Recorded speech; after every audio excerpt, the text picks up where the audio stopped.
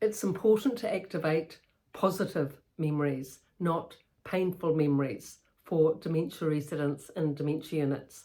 So rather than taking them to see their old home, which has just been sold, that's a very sad affair, because they know they're never going to live there again. They're now living in a new place and everything's foreign.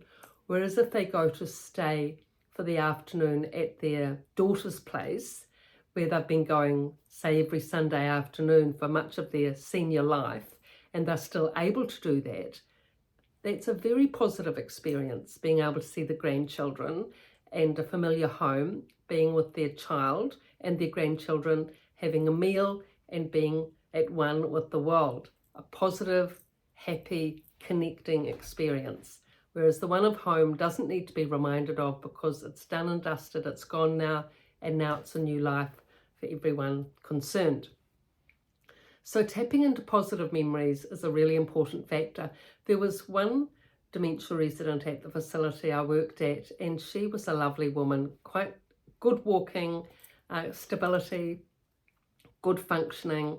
She was easily able to go out. She didn't need a walker. She was early 80s, so she wasn't like in the 90s bracket where most of the women do have walkers.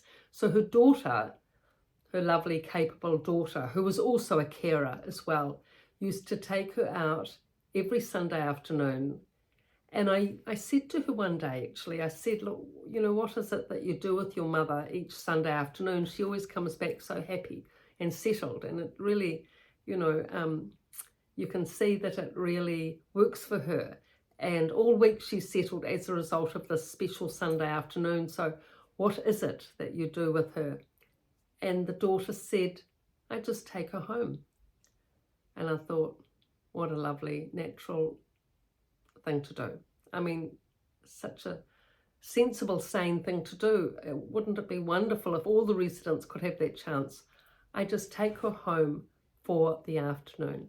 Now, she was the only dementia resident who had that opportunity in the whole of unit, 30 people. But she was fortunate that her daughter realised the importance of that, or just carried on the same system that they'd had probably for many years. So she went home for the afternoon, she had a meal, she met the grandchildren, any other people coming and going, watched a little bit of television, relaxed on the sofa, and just had a generally nice time with the family. And, you know, it's just probably one of the easiest visits to do, rather than trying to negotiate parking and going out for the cafe and, you know, having a cup of coffee and a meal outside. To be able to do it at home in your own lounge, a familiar territory where the person is much less likely to be confused, much more likely to be orientated, because they know the environment from regular visits prior, really is the best arrangement. And the more this can be done, rather than just waiting for the once a year Christmas Day when most residents go out, but other than that, being in the unit most of the year, the more that they could go out just for half a day once a week to their child's place and be part of the world, of the natural functioning of life, you know, the family unit. It's just so reassuring. And even though they know hopefully it's been explained to them that they need to be in the unit because of their memory problem, other people there also have a memory problem, at least they don't feel totally disconnected from their family. At least half a day each week they are with their family. That will give them reassurance and absolutely settles the stress, you know, in terms of being able to know that they are loved and wanted, and all those other wonderful things that we need, especially as you get older. It's a more vulnerable, you're in a very vulnerable situation having dementia, and you need to be reassured. And the more that you are, the better off you'll be in terms of your own confidence and clarity and competence. And having half a day with the family, nothing else needs to be said, that obviously the support is there if they're going to want to be with you each week for that half a day. Now, other positive memories. In retirement villages, it's very typical that the woman say, okay, so retirement village, the couple comes into the retirement village, the wife has dementia, Alzheimer's, they know eventually she'll need to go into the dementia facility, but for now she's okay. They've got a little independent unit and they've been in the retirement village, say 2-3 years, everything's been fine. But direction orientation has become an issue. The wife keeps walking out, losing her way, and finally the time's come for her to go to the dementia unit. Now this is a common scenario, and in any dementia facility of 30 people, you'll often get 3 or 4 women whose husbands come over to visit them regularly from the village.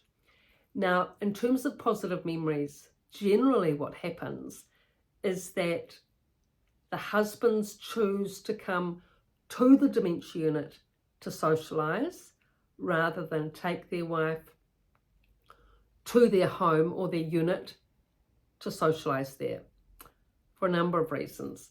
Firstly, many of the men say that she won't like my housekeeping, so don't want to take her back because they think they're going to be criticised for their housekeeping.